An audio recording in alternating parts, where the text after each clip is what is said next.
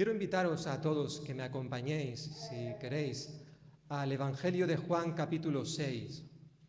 Evangelio de Juan capítulo 6.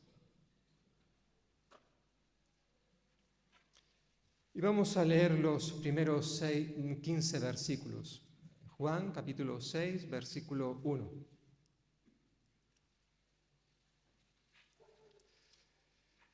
En esta mañana vamos a continuar con la serie de predicaciones basadas en los 7 milagros, entre los muchos que hizo Jesús, ¿verdad? Porque hizo muchos que no están recogidos en la Biblia, en los Evangelios.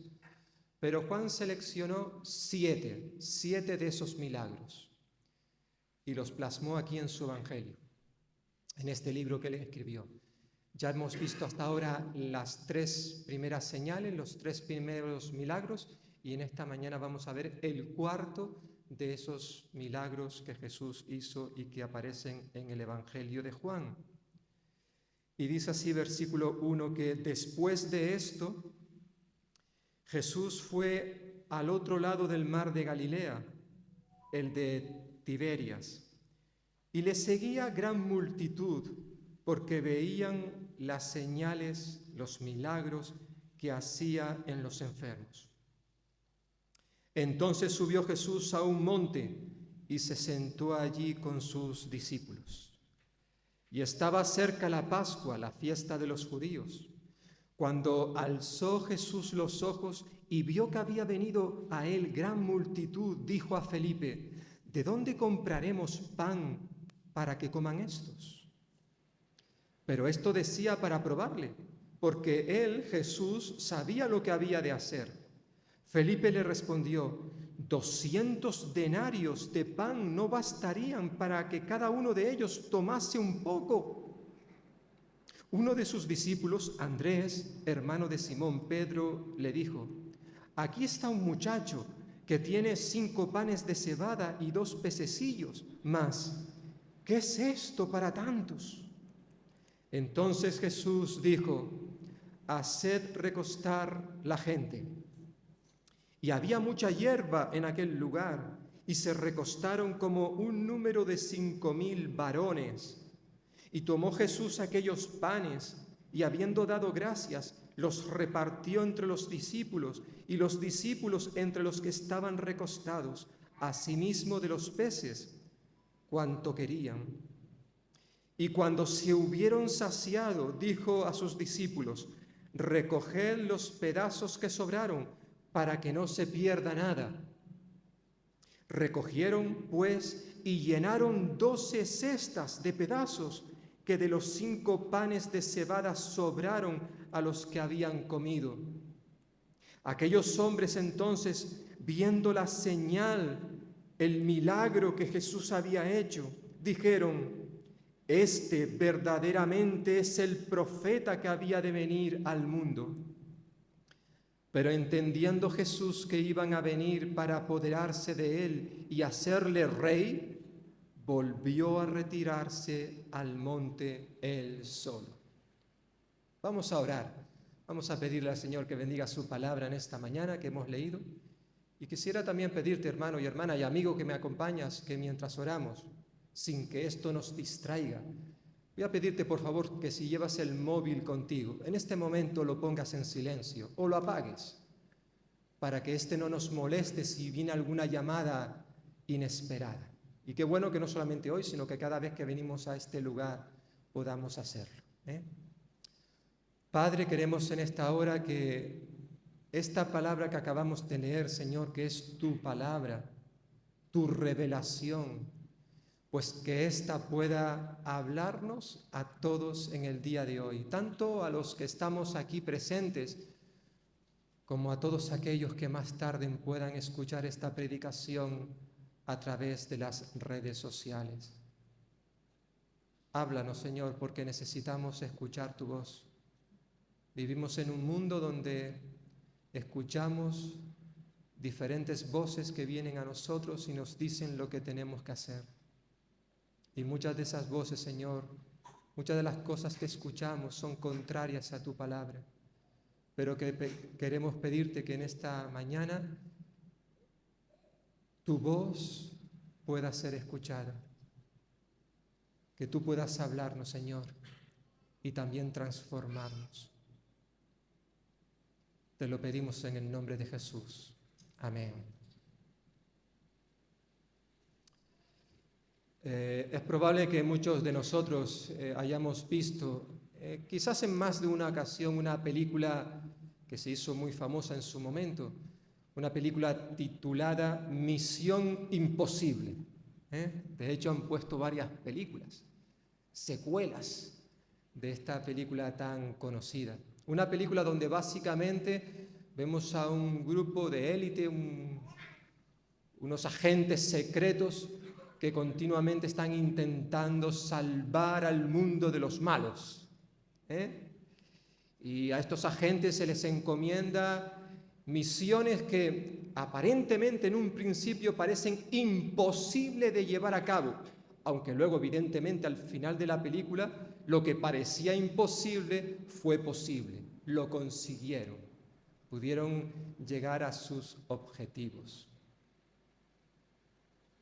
La Biblia nos cuenta muchas historias que cuando uno en un principio las lee, o cuando quizás te dicen, oye, ¿tú crees que sería posible hacer esto o aquello? Y nuestra primera reacción es decir, no, esto no se puede hacer, esto es imposible. Esta mañana en el programa Buenas Noticias, para los que los visteis, había un testimonio de una familia que tenían 2 hijos y uno de ellos nació con una enfermedad. Y aunque los médicos dijeron que la situación era más grave de lo que se podían imaginar, ellos confiaron en Dios y aunque Dios no ha sanado a este niño, al menos no ha sucedido muchas de las cosas que los médicos habían dicho. Parecía imposible que un niño que aparentemente no podía caminar, pues luego sí pudiera caminar y jugar, aunque con muchas dificultades. En esta mañana acabamos de leer un relato bíblico, el milagro de la alimentación de los 5.000. Es como suele titularse estos versículos, aunque eso no es cierto. Este título no es correcto, como vamos a ver dentro de un ratito, porque no fueron realmente 5.000 personas las que fueron alimentadas por Jesús en esta ocasión. Este es el único milagro de Jesús que aparece en los 4 evangelios, en Mateo, Marcos, Lucas y Juan. Y no sabemos por qué, pero lo que está claro es que dicho milagro despertó la curiosidad de los evangelistas. Quizás tú y yo no hubiésemos escogido entre los muchos que hizo Jesús. Quizás tenemos otros favoritos, pero no cabe duda que concretamente fue el que más llamó la atención, como he dicho, de los 4 evangelistas. El milagro básicamente, como acabamos de leer, tiene el propósito de demostrarnos, de comunicarnos, que cuando nuestros recursos, los nuestros, son insuficientes, los de Jesús son suficientes para suplir, para cubrir todas nuestras necesidades. Y no solamente las materiales, sino especialmente las espirituales. Porque todos, no solamente tenemos necesidades físicas, necesidades materiales, sino también, aunque no nos lo creamos, o aunque a veces lo olvidemos, todos tenemos necesidades espirituales, las cuales son más profundas que las materiales. Y hay al menos 4 cosas que me gustaría destacar de este relato que hemos leído hace un momento. En primer lugar, es interesante ver cómo el autor de este relato nos recuerda, en primer lugar, la razón por la cual tanta gente seguía a Jesús. Ya el versículo 2, después de que el versículo 1 nos dice que después de las cosas que se nos han narrado anteriormente, Jesús fue al otro lado del mar de Galilea, el de Tiberias, y fijaos lo que dice el versículo 2, dice que le seguía gran multitud, porque veían las señales que hacía en los enfermos. Si leemos los otros relatos de los otros evangelios, el de Mateo, el de Marcos y el de Lucas, sabremos que esas multitudes que vinieron a Jesús en esta ocasión, se nos dice en esos evangelios que venían de diferentes lugares, de diferentes ciudades. No pertenecían a este lugar donde ahora mismo se encuentra Jesús, al otro lado de Galilea, del mar de Galilea, es el de Tiberias, sino que venían de diferentes ciudades. Algunos recorrieron muchos kilómetros para encontrarse con Jesús. Pero uno se pregunta, ¿cuál fue la razón? ¿Cuál fue el motivo que llevó a tantas personas a recorrer muchos kilómetros para ver a Jesús? Bueno, el versículo 2 contiene la respuesta. Y básicamente lo que nos está diciendo el versículo 2 es que el interés de todas aquellas personas no era exactamente escuchar las enseñanzas de Jesús. No vinieron a Él para adorarle, para postrarse ante el Mesías, sino más bien ellos vinieron a Jesús con el interés de que los enfermos fueran sanados.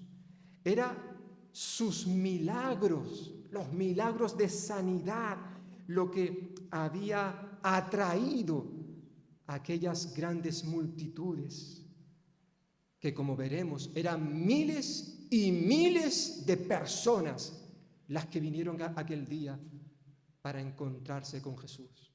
Pero según el versículo 2, la intención, el interés de aquella gente era verle sanar a los enfermos. Y es interesante los tres verbos que aparecen en el versículo 2. Dice que le seguían, le veían por las señales que hacía. Estos tres verbos están en tiempo imperfecto, es decir, transmiten, indican una acción continua. Podía ser traducido este versículo diciendo que esta multitud continuamente seguían a Jesús. Esta multitud continuamente estaban viendo lo que Jesús hacía con los enfermos.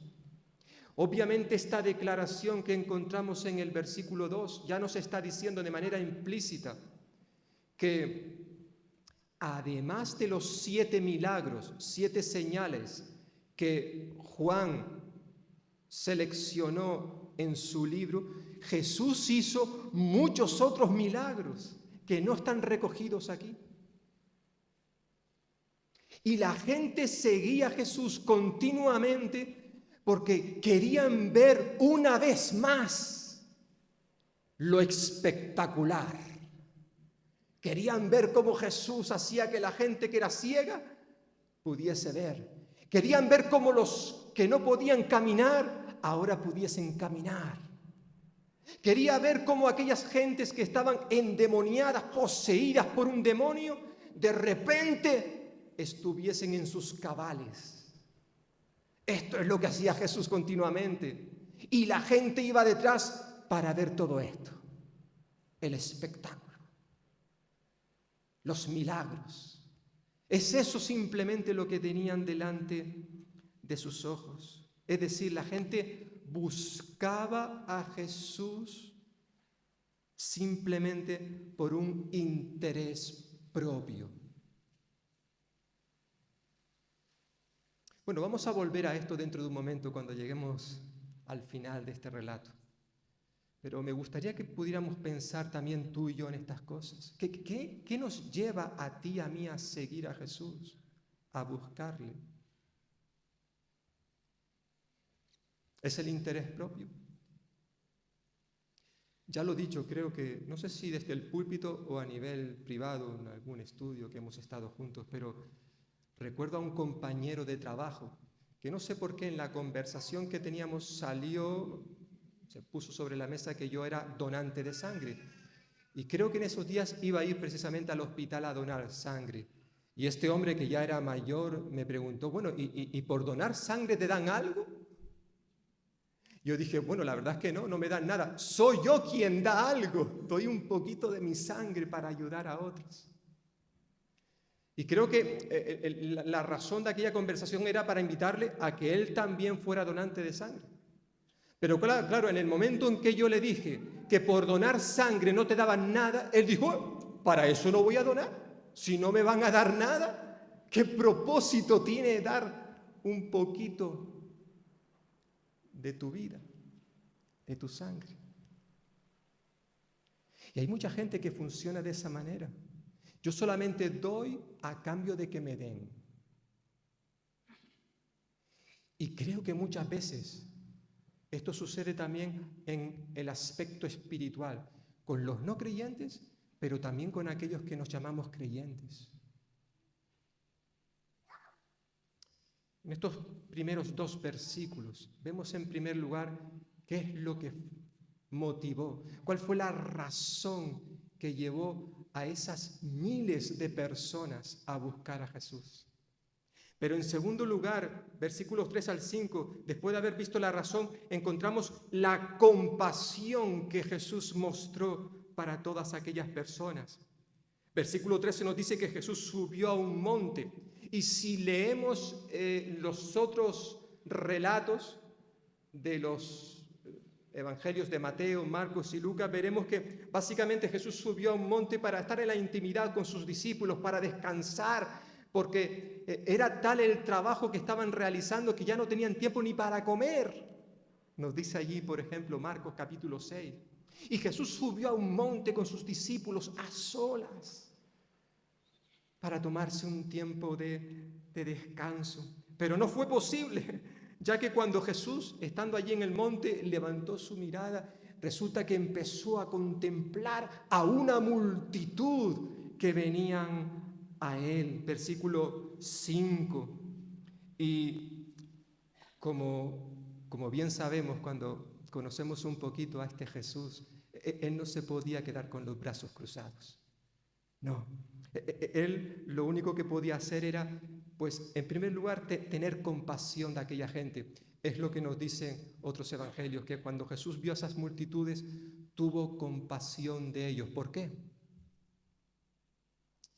Pues porque eran como ovejas que no tenían pastor, dice Marcos. Es por eso que Jesús salió al encuentro de estas personas para sanar a los enfermos y para enseñarles. Es interesante esta acción de Jesús. Aunque él conocía lo que había en el corazón de toda aquella gente, aunque él sabía que la motivación, lo que les atraía, lo que le llevaba a Jesús a toda aquella multitud era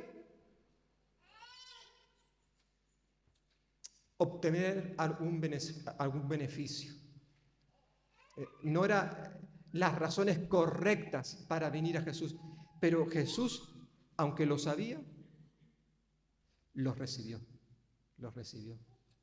Yo no sé qué es lo que te ha traído en esta mañana aquí, a ti concretamente, o qué te ha llevado, a los que me estáis viendo por internet, qué es lo que te ha llevado a hacer clic en este vídeo para escuchar esta predicación. No lo sé.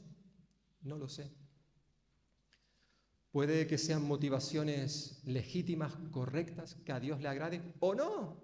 Simplemente es la curiosidad, o simplemente es que tú deseas esperar algo de nosotros. No lo sé.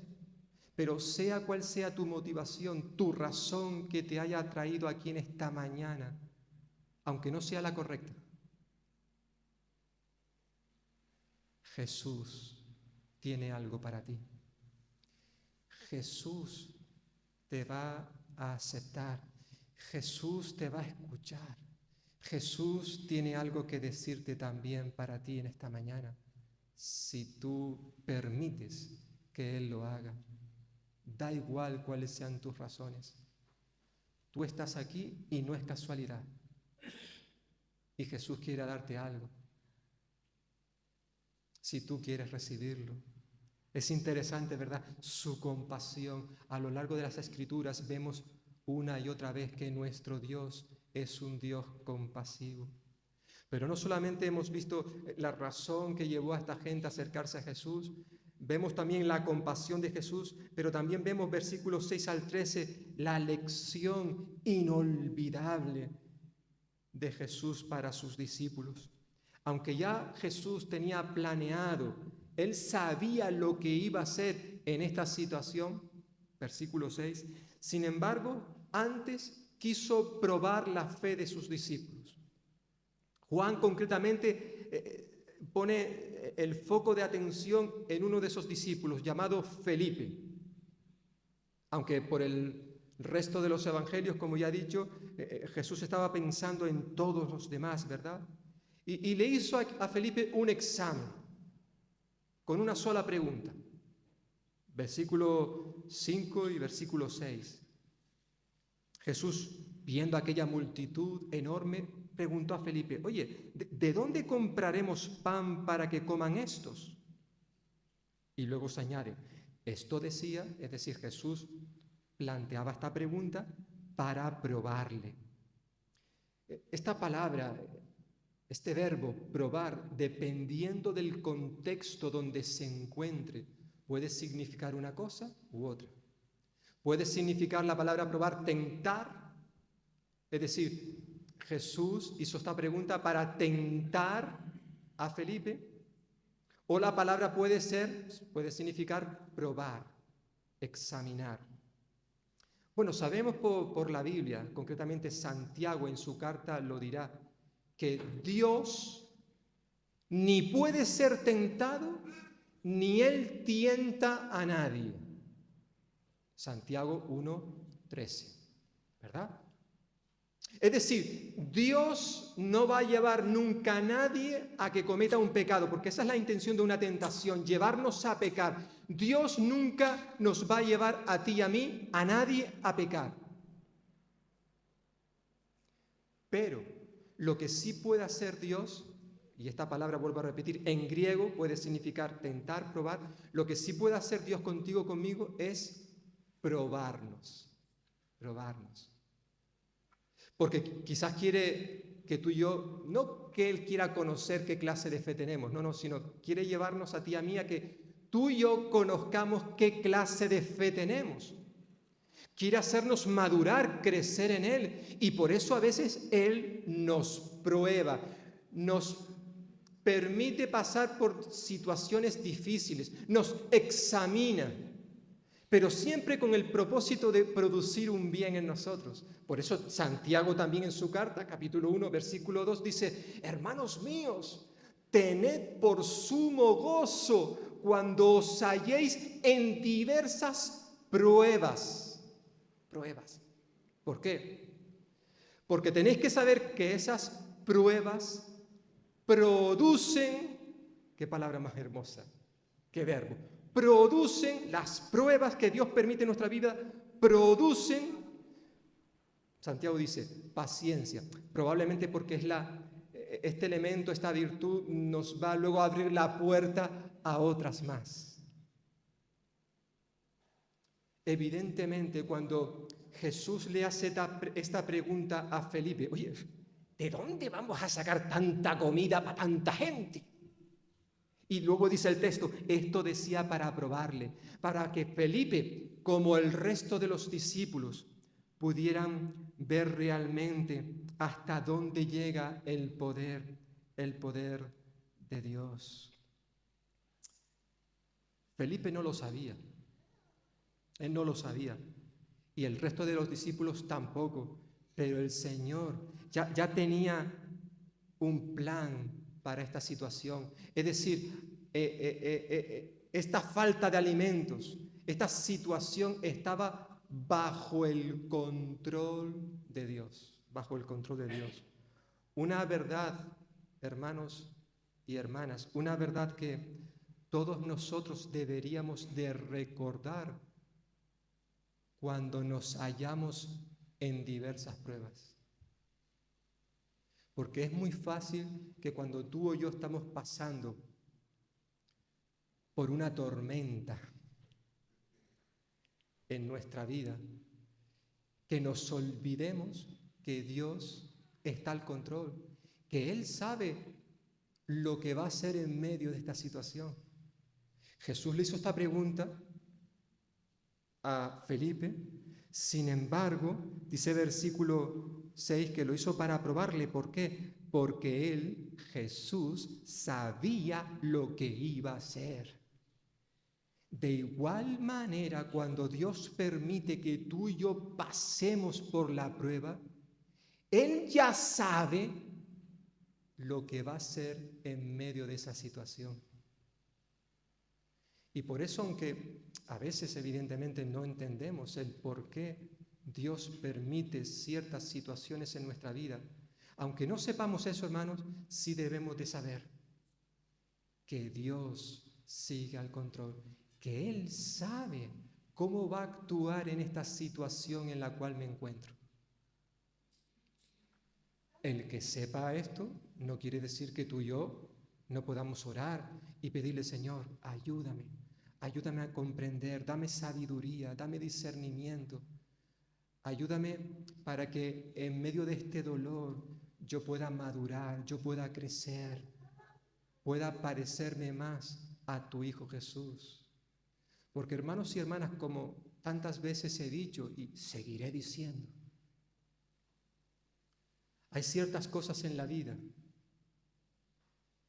que tú y yo no podemos aprender a no ser que hayamos pasado por el valle de la sombra y de muerte.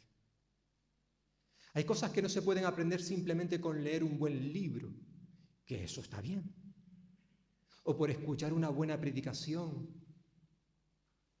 o por recibir buenos consejos. Todo eso está bien, pero hay ciertas cosas que no vamos a poder aprender en nuestra vida a no ser que hayamos experimentado ciertas situaciones que nos han llevado luego a madurar, a crecer. Obviamente, esto ocurrirá en la medida en que yo acepte esto que Dios permite en mi vida.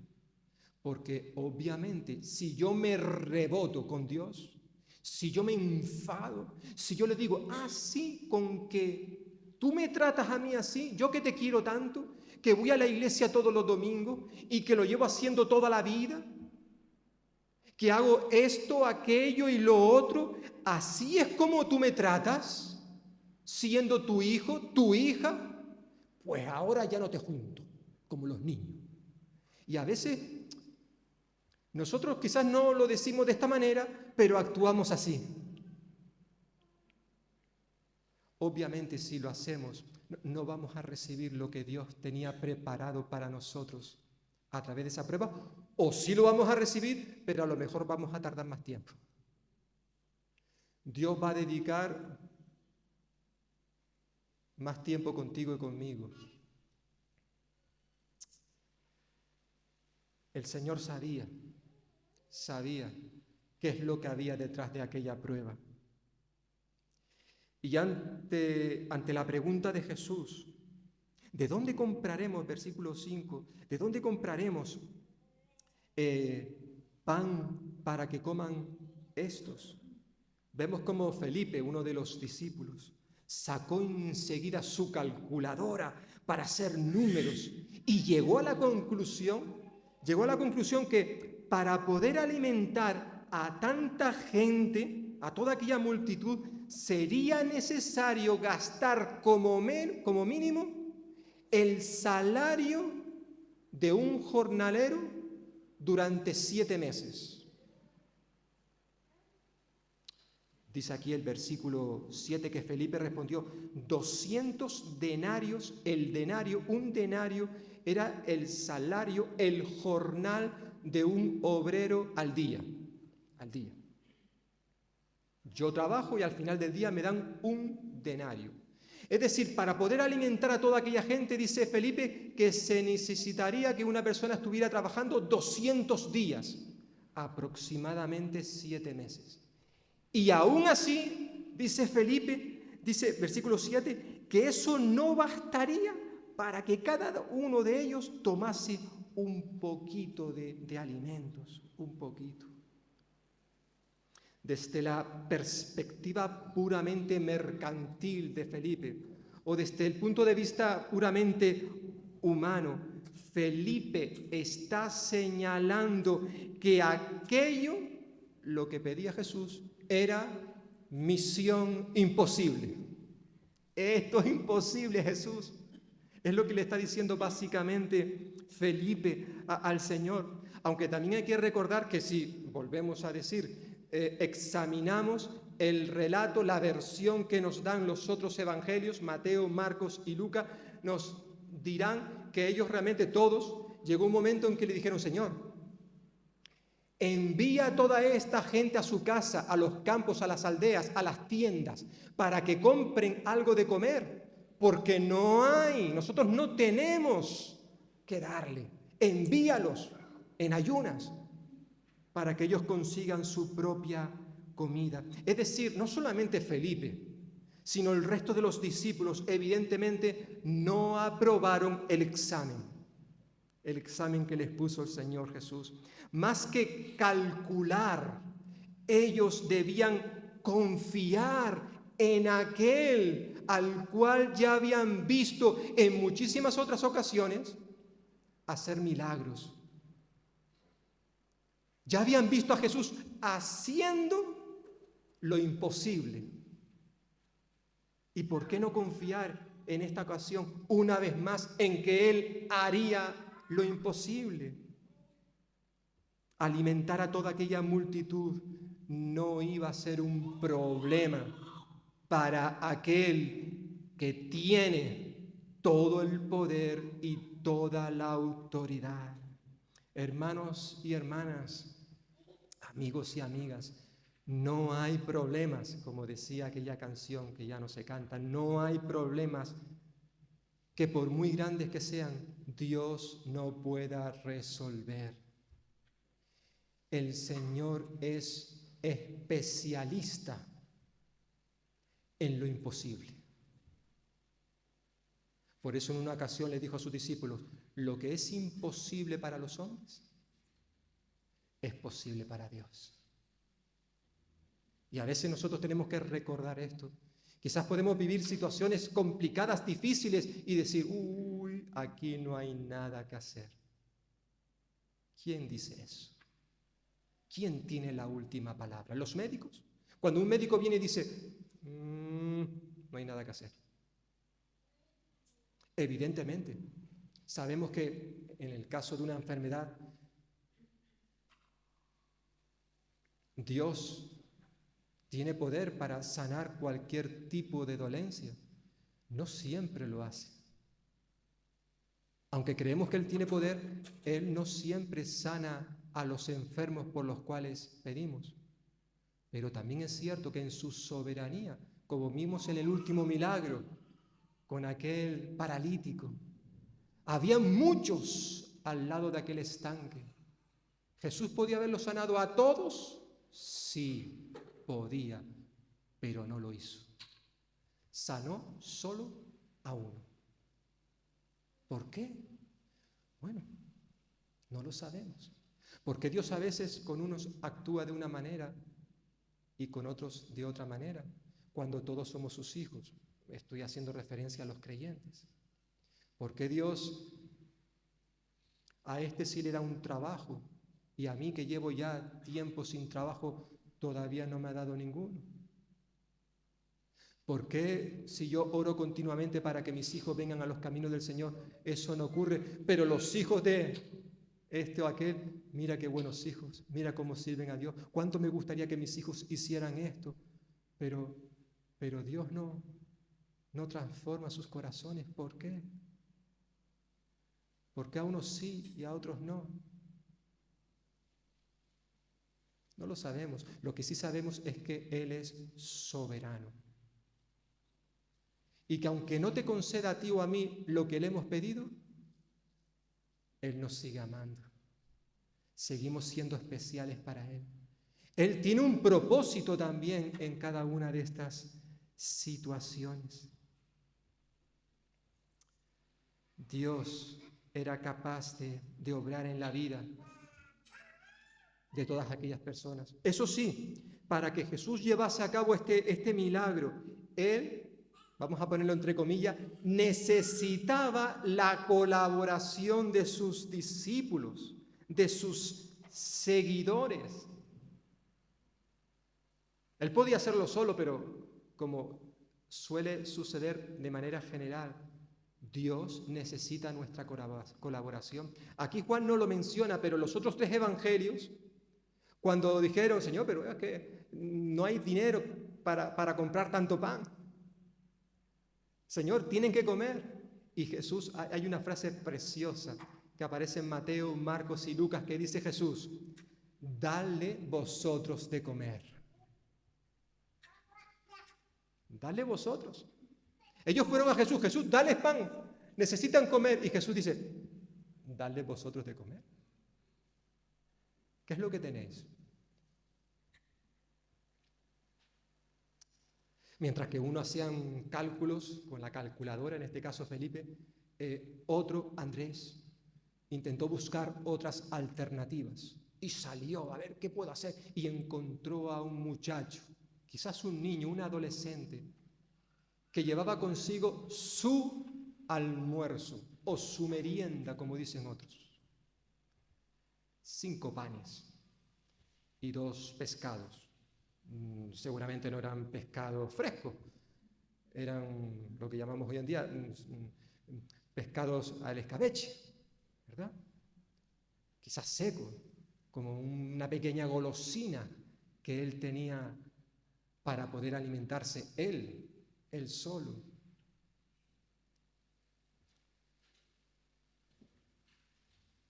Jesús estaba a punto de hacer algo extraordinario, pero evidentemente quería la colaboración de sus seguidores. Hacer cuentas, como hizo Felipe, no es que lo que hizo estaba mal, eso es bueno. A veces, antes de iniciar un proyecto, es bueno que nos sentemos para ver, planificar si es posible hacerlo. Bueno, ya Jesús lo dijo, ¿quién de vosotros, dirá en Lucas capítulo 14, quién de vosotros queriendo edificar una torre no se sienta primero y calcula los gastos para ver si tiene lo que necesita para acabarla? Es decir, lo que hizo Felipe es correcto, pero no era suficiente, no era suficiente. Como he dicho, Andrés intentó buscar otra alternativa, encontró a un joven, a un muchacho que tenía su almuerzo. Evidentemente, somos todos conscientes que la comida que tenía ese muchacho no era suficiente para alimentar a tanta gente, no era suficiente. Y eso, aunque el relato nos dice, versículo 10, que eran 5.000 varones, hombres, Mateo se encargará de decirnos que esto era sin contar las mujeres y los niños. Por tanto, ese título de la alimentación de los 5.000 no es correcta. Allí fácilmente podrían haber habido más de 10.000 personas. No voy a decir que cada hombre fuera acompañado de una mujer, quizás no, pero había mujeres y había niños con sus padres. Quizás allá habían familias que habían venido desde lejos para ver a Jesús. Por tanto, estamos hablando de una gran multitud. Pero hermanos y hermanas y amigos, cuántas cosas grandes, poderosas, maravillosas puede suceder cuando le ofrecemos a Jesús lo que tenemos. Aunque nosotros consideremos que lo que tenemos es poco, es insignificante. Andrés, el discípulo de Jesús que encontró a este muchacho, él no tenía ni idea de lo que Jesús podía hacer cuando le trajo a aquel muchacho. No tenía ni idea. Y hermanos y hermanas, tú y yo tampoco sabemos qué puede hacer Dios cuando traemos a alguien a la iglesia. Cuando traemos a nuestros hijos a la escuela dominical.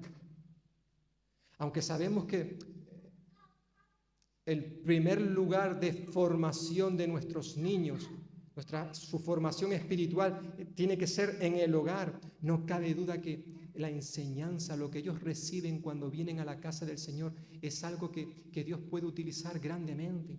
No tenemos ni idea de lo que puede suceder con esos niños que hace un ratito han subido a la primera planta y escuchan la palabra de Dios. Si alguno de ellos va a escuchar algo que le va a impactar de tal manera en su vida, que ese niño, esa niña el día de mañana van a estar sirviendo a todo tiempo, por ejemplo, al Señor. O quizás van a ser alguno de ellos el próximo alcalde de Valdepeñas, o el próximo presidente de Castilla-La Mancha, o el presidente de nuestra nación. ¿Quién dice que eso no puede pasar? Que uno de esos niños, uno de esos jovencitos, un día va a estar en una posición y le va a dar la gloria a Dios y todos lo vamos a ver. ¿Esto podría pasar? Yo creo que sí. Puede pasar, pero evidentemente para que eso ocurra, tenemos que traerle a esos muchachos al Señor. Tenemos que traer esos 5 panes y esos 2 peces. Este relato nos recuerda que cuando le damos a Dios lo que tenemos, aunque nosotros consideremos eso que tenemos algo insignificante, poca cosa, tenemos que saber que cuando se lo traemos al Señor, Él puede hacer que lo poco sea mucho en sus manos. Él puede hacer que lo poco sirva como un detonante para hacer obras mayores, grandiosas, como por ejemplo alimentar quizás a más de 10,000 personas con tan poco. Tristemente nosotros a veces actuamos como los discípulos. Pensamos que lo que tenemos en nuestras manos es poca cosa. Y como es poca cosa, no se lo entrego al Señor. Quizás miro a mi interior, yo tengo este don, pero este don no es tan llamativo como el don que pueda tener ese hermano o esa hermana. Y como yo no lo veo interesante, pues entonces me cruzo de brazos. Ya sea de dones, talentos, y quizás incluso una ofrenda, que esto es poca cosa en comparación con lo que dan otros. Por tanto, me lo quedo yo. ¿Para qué se lo voy a traer al Señor? Esta vida que tengo, yo no soy capaz de comprometerme como lo hacen otros hermanos, por tanto, pero hemos cantado hace un momento que lo que tenemos, que en nuestra vida, se lo damos al Señor. ¿Y cuántas cosas puede hacer Dios cuando nosotros actuamos así con lo que le damos? Aunque aparentemente lo consideremos algo insignificante. Y esto trae que como consecuencia no podamos ver a Dios obrando de manera portentosa, grandiosa. Fue necesario que alguien trajera a un muchacho, que ese muchacho dijera, bueno, yo lo único que puedo ofrecer son mi merienda, la tengo aquí en una pequeña bolsita. Si esto puede servir para algo, quizás alguna sonrisita se le escaparía a alguno de los discípulos. Mira este. Pero Jesús vio no esos 5 panes, no esos 2 peces, sino probablemente vio el corazón de aquel muchacho. Y él vio lo que podía hacer con ese poquito que le habían ofrecido.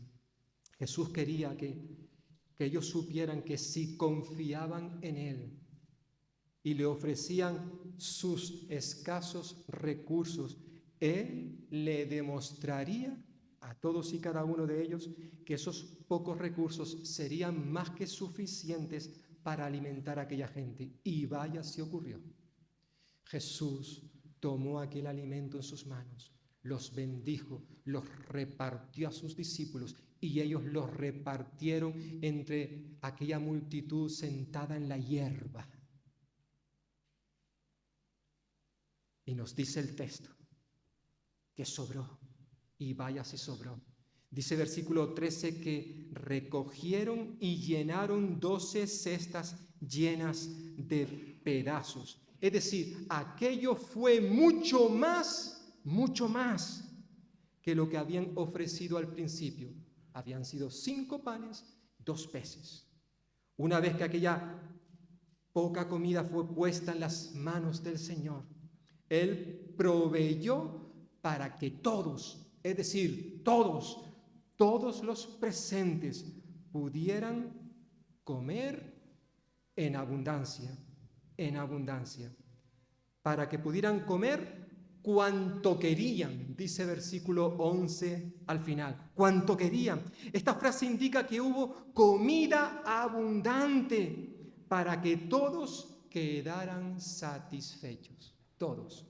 Así comienza el versículo 12, fijaos, dice que cuando hubieron terminado, dice, se hubieron saciado. Es decir, versículo 12 está enfatizando lo que se ha dicho en el versículo 11, cuando se hubieron saciado. Otra forma de decir que todos se habían quedado completamente llenos, se habían hartado a comer. Qué bueno, ¿verdad? Y es que cuando el Señor, hermanos y hermanas, da, Él lo hace generosamente. Eso sí, hay una puntualización aquí importante en este versículo 13. Dice que nada de lo que sobró se tiró, básicamente lo que nos está diciendo. Dice que recogieron y llenaron 12 cestas llenas de pedazos, que de los 5 panes sobraron a los que habían comido. Y no solamente de los panes, Marcos en su evangelio se encargará de decir que también de los peces, de los pescados. De lo que sobró, también se recogió. Hace poco estaba viendo en la televisión un anuncio, una campaña que ha lanzado el gobierno con el lema: aquí no se tira nada. Es una campaña que tiene el propósito de concienciar a la gente acerca del consumo responsable y la prevención del desperdicio de alimentos que hay en nuestro país. Según los estadistas, en España aproximadamente se tiran a la basura más de 1.300 millones de kilos de comida en España. Y según los estadistas, dice que cada español tira de media a la basura como unos 30 kilos al año. Que mi mujer y yo, cuando escuchamos estas noticias en la televisión, que nos la dan de vez en cuando, nos miramos el uno al otro y decimos, pero ¿cómo es posible? 30 kilos a la basura al año por cada español. Eso supone unos 2,5 kilos al mes, cuando en nuestra casa, pues la comida no se tira, la comida se come. Puede ocurrir que en algún momento, no sé, compras alguna fruta que ya vino estropeada y tengas que tirarla. Eso puede ocurrir muy de vez en cuando. Pero tirar comida, ¡qué bárbaro! Hermanos, eso es un pecado. El hacer un uso inadecuado de los recursos que Dios nos da, como es la comida. Pero eso, según las estadísticas, es lo que ocurre. Y Jesús dijo, no, aquí no se tira nada. Venga, a recoger todo lo que ha sobrado. Y se recogieron 12 cestas. Tremendo. Pero hay una cuarta cosa, además de la razón que llevó a aquella gente a seguir a Jesús, además de la compasión que el Señor mostró hacia aquella gente y la lección que mostró a sus discípulos. Vemos en último lugar la misión de Jesús, una misión que fue mal entendida por aquella multitud, versículo 14 al 15. Como ya hemos visto, hemos estado señalando en otras ocasiones, Juan escribió este evangelio con el propósito de que al ver las señales de Jesús pudiéramos creer que Él es el Cristo, el Mesías prometido por los profetas, y que además es Dios el Hijo. Lo vimos al final del libro, ¿verdad? Evidentemente, esto no fue lo que sucedió con esta gente que estaba ahora viendo este milagro. Ellos, al mirar a Jesús, después de aquel milagro, de alimentar a tantas personas, ellos vieron a Jesús como el profeta con mayúscula. Es decir, ellos vieron a Jesús como aquella persona de la cual ya había hablado Moisés en Deuteronomio capítulo 18, donde se dijo que Dios enviaría a un profeta especial. Ellos vieron a Jesús como ese profeta especial, vale, pero tristemente detrás de esta declaración que vemos en el versículo 14, detrás de esta declaración vemos que estaba muy lejos el propósito que había detrás de los milagros de Jesús, que no era otro que el que la multitud viera a Jesús como el Cristo. La multitud reconoció el poder de Jesús, sí, pero entendió mal el propósito de aquella señal, de aquel milagro como el de otros. No fueron capaces de ver la naturaleza de dichos milagros, la misión de Jesús. Es por eso que quisieron, al ver que los había alimentado de aquella manera, quisieron apoderarse, versículo 15, quisieron apoderarse de Jesús para hacerle rey, que Él fuera el rey entre ellos. Qué irónico, ¿verdad? Qué irónico de la situación que se nos presenta aquí. Querían hacer rey al que ya era rey. Al que ya era rey. Jesús era y es el rey, pero evidentemente no era el rey que ellos esperaban. Por eso querían nombrarle, dice versículo 15, para que fuera rey. Es evidente que ellos solo miraban a Jesús como un medio para alcanzar un fin. Querían a un político que les liderara, a un militar. Eso es lo que ellos tenían en su mente en cuanto a lo que es un Mesías. Querían a un libertador que les liberara de la opresión de los romanos. Ellos querían un reino terrenal y no un reino espiritual, que es lo que había venido Jesús a traer. Y Jesús se negó a esto, por eso se fue.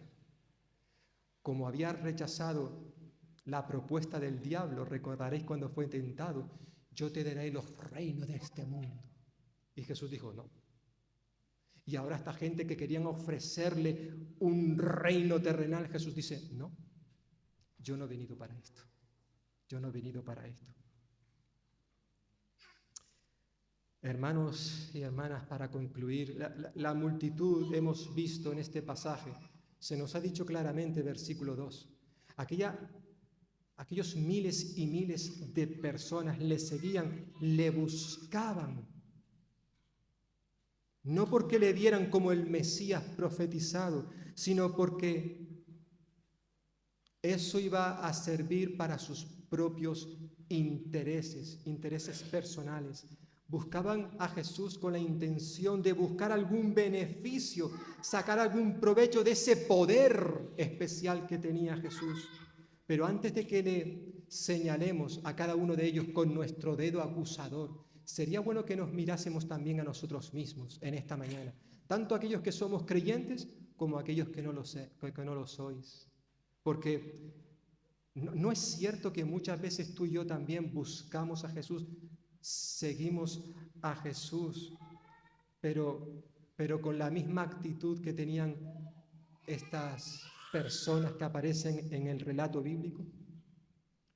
¿No es cierto que muchas veces tú y yo decimos seguir a Jesús porque Él pueda ayudarme en mis problemas? No tengo un trabajo, he orado a Dios y me ha dado un trabajo. Tenía problemas en mi familia, he orado a Dios y me ha dado la solución al problema. Tenía una enfermedad, he orado a Dios y Él me ha sanado. Estaba pasando por un tiempo de aflicción, he ido a Jesús y Él ha quitado mis problemas, ha eliminado mis sufrimientos. Y no cabe duda que Jesús puede hacer todo esto si se lo pedimos. Ahora, cuando llega el día en que Jesús demanda de nosotros, nos pide algo, no es cierto que muchas veces decimos, no. Que yo me comprometa contigo, que yo tenga que obedecerte en todo, que yo tenga que llevar una cruz, porque Jesús dijo que si alguno quiere venir a mí, se tiene que negar a sí mismo, tomar su cruz cada día y seguirme. ¿Tomar yo mi cruz? Porque Jesús está hablando de que voy a vivir sufrimientos, voy a vivir dificultades. Eso no es para mí. Y en cierta forma nuestro seguimiento a Jesús está condicionado. Yo te sigo, yo te sirvo, yo te obedezco con la condición de que tú hagas esto o aquello por mí.